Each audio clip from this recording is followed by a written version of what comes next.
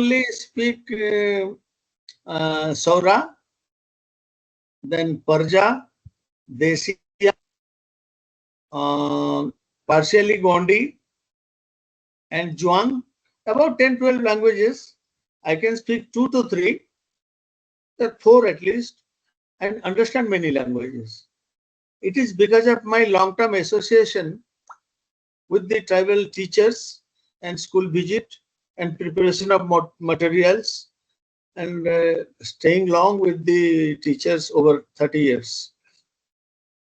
And also you mentioned about the influence of, Dravidian as well as Austro-Asiatic family. So how did this happen in Odisha? I mean, is it because of the migration of people that this kind mix of family, language, linguistic families has happened?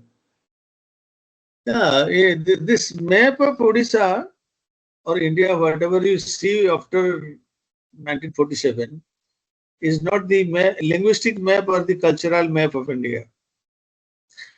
The cultural and linguistics map of India is from any place to any place. Just imagine of Eastern Ghat. Eastern Ghat begins from West Bengal to Kerala, Maharashtra. In between there are total East Coast. So that really constitutes a culture. Similarly, from Paschim Pakistan, West Pakistan to Maharashtra, and even Kerala, and your Baluchistan.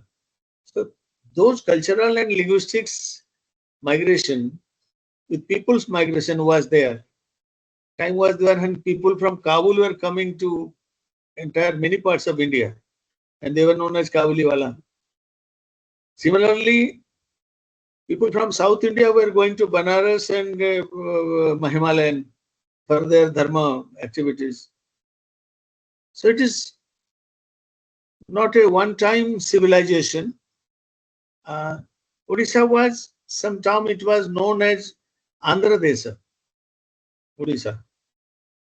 This region is being, people from Mysore Ganga came and ruled here for 400 years. Then people from Middle India, Kosala, they came and ruled over Odisha for 400 years. So Odisha is a meeting place of Arya, Dravida, and from Middle India came the Santala and Kolla. And their number is very few, like 3%, 2 to 3%, Santal and Munda. But the Dravidian are more, about 10 to 12%. And therefore in Odisha, we say that we are Aryan in language, but in culture we are Dravida. Udrabishaya, Odisha. So there are many influence of Dravida and North Indian culture in Odisha. And because of Jagannatha, Odisha has got an identity. Or else Odisha was ruled over by many people like India. So the Gond and the Gonds, their language is very close to Telugu or any South Indian languages, because I will find about 30-40% common vocabulary in Gondi and Kui, Koya, so many tribes. It's very interesting. And I don't able to understand their language because of that is altogether completely belong to Dravidian stock. But I used to translate that and then used to understand it. But one thing I found, that as though I don't understand the language of the people, my understanding on their culture, understanding their symbols. For instance, which tribe is very fond of saltry? You will find it from their folk tales or some. And you will know that what is the number, cultural number, whether 5 or 7 or 9 or 10 or 12 or 20. This is very visible in their traditional games. So it is an insight to understand the cultural nuances of a community and to know how one community is similar or different from the others. I was calling about 10 tribal languages together for, for 10 days, 20 days, 30 days, and doing material development. That time I got these insights. When somebody is manipulated that using, instead of using a dog in a story, if we will pick a calf or something else, I will certainly say that no, this is not calf, this is dog. A calf is not always to go with the people. The dog is always follows the master, either go to the field or market or hunting, whatever. So these insights really came from the tribal songs, stories, and behavior. Yeah. Thank you, sir.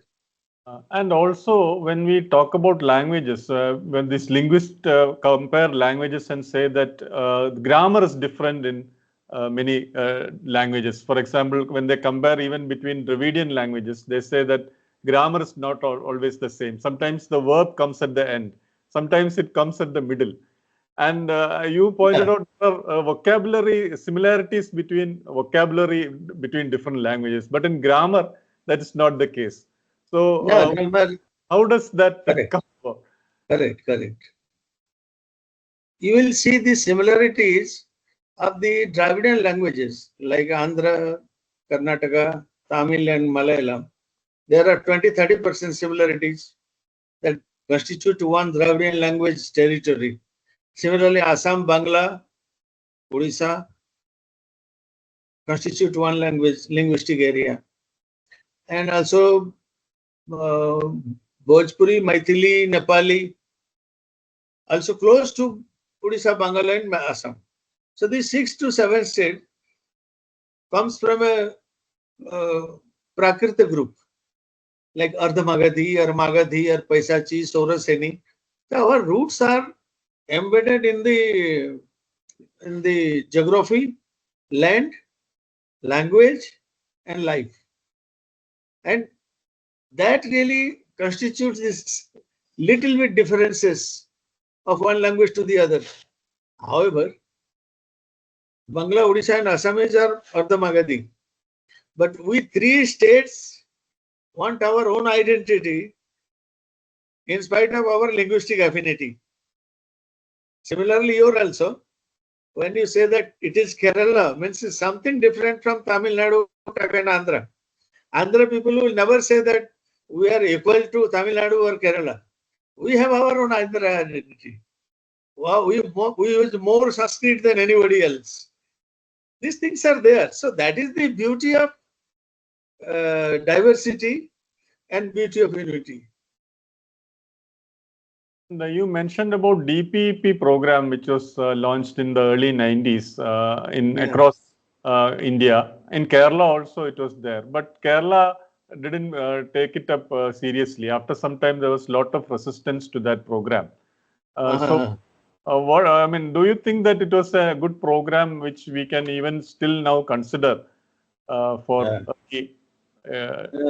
Yes, sir.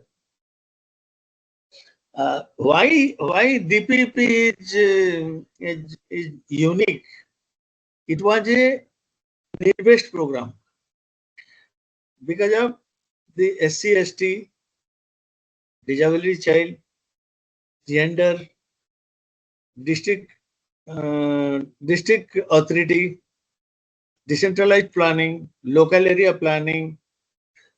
It does not matter whether it is small district or a big district.